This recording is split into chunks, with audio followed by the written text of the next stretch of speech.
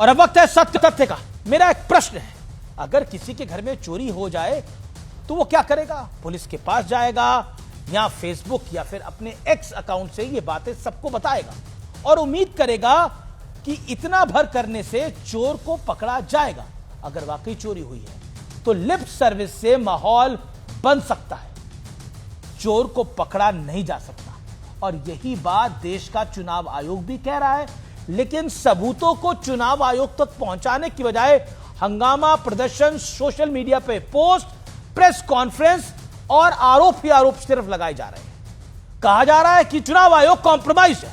हालांकि चुनाव आयोग पर आरोप लगाने वाले टीएन शेषन का वो दौर भूल गए जब उन्होंने 1990 से 1996 तक भारत के मुख्य चुनाव आयुक्त का कार्यकाल खत्म करने के बाद 1997 में कांग्रेस के समर्थन से राष्ट्रपति चुनाव लड़ा था।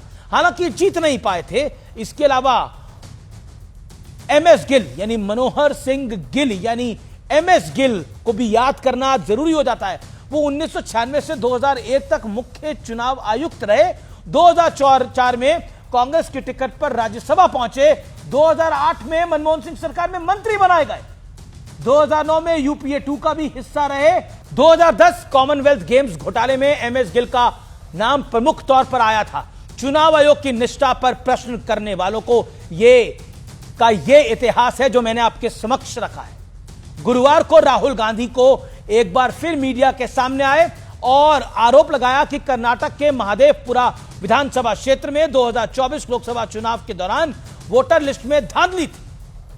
30 मिनट के अंदर चुनाव आयोग ने राहुल गांधी को जवाब दिया। आयोग ने कहा कि राहुल गांधी 8 अगस्त दोपहर 1 से 3 बजे के बीच उनसे मुलाकात करें, साथ ही तमाम कथित सबूत भी अपने साथ लेकर आएं जिससे कार्रवाई कर सकें और अपने हस्ताक्षर वाला शपथ पत्र भी जमा कराएं। लेकिन राहुल गांधी इस मुलाकात के लिए तैयार नहीं है।